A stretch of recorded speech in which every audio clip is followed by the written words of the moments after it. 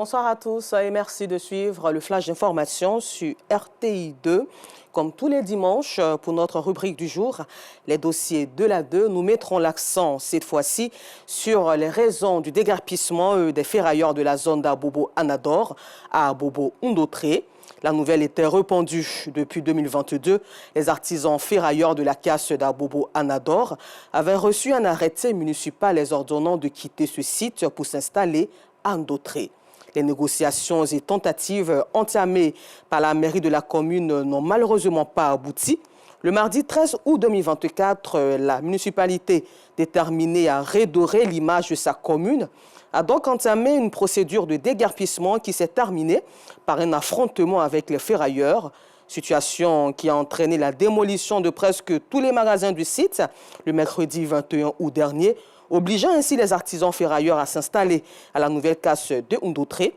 Le témoignage d'Assit Andiara, Gilles Tonien et Issa Dambélé ce soir à 19h30.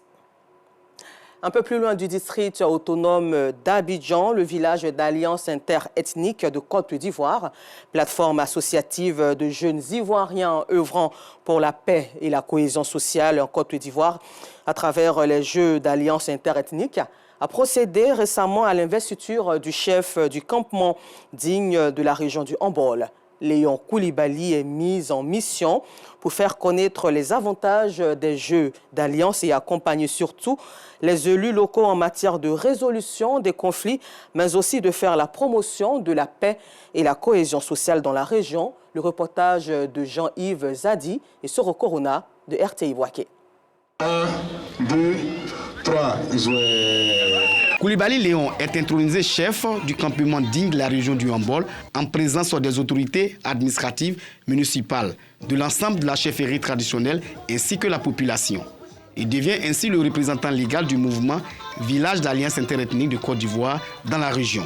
Occasion pour le représentant de Balthazar Touvoli, chef central de ce village d'Alliance interethnique, de donner les directives de la haute chefferie au chef nouvellement investi afin de mener à bien sa mission. Nous allons bientôt rentrer dans une période très sensible de notre pays, les élections.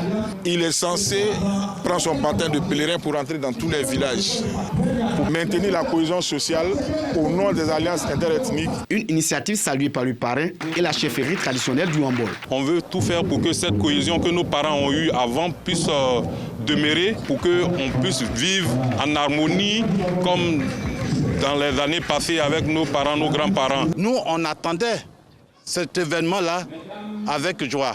Et nous sommes heureux qu'aujourd'hui, cette histoire d'alliance soit vraiment une réalité. Le chef du campement digne du Hambol dit venir en appui aux actions des différentes autorités de la région dans le but de favoriser un climat de paix et de cohésion par les alliances interethniques. Toutes les autorités administratives et locales ont un devoir déjà au niveau de l'État, c'est de promouvoir la paix.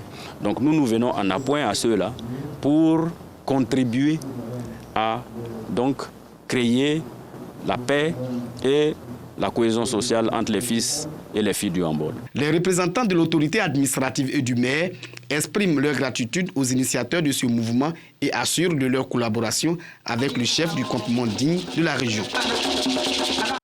Très belle initiative encouragée, toujours en Côte d'Ivoire. À la page Sport, l'équipe Edo Queens du Nigeria a plané sur les éliminatoires de la Women's Champions League et a été vainqueur de la zone UEFA B. Pour la concrétisation, les Nigérianes étaient face à Ainonvi Football Club du Bénin lors de la finale le vendredi dernier au stade de la Paix de Boaké. Le résumé de la rencontre avec Véronique Conan de RTI Sport ce soir. Après les chaleurs extrêmes, il y a quelques mois, l'Afrique de l'Ouest subit en ce moment même des pluies intenses qui causent des inondations au Mali, au Niger, au Burkina Faso, en Guinée-Conakry et au Tchad. La saison sèche et la saison des pluies sont rendues plus intenses par le réchauffement climatique d'origine humaine. Quelles solutions existent face à ces inondations plus extrêmes? L'Institution de recherche pour le développement réfléchit sur la question. En Europe, le pape François a fait part publiquement ce dimanche 25 août de ses inquiétudes pour la liberté de culte en Ukraine au lendemain de la promulgation par Kiev de l'interdiction de l'Église orthodoxe ukrainienne affiliée au patriarcat de Moscou. Et puis terminons ce flash d'informations en Afghanistan où il y a des interdictions encore plus strictes.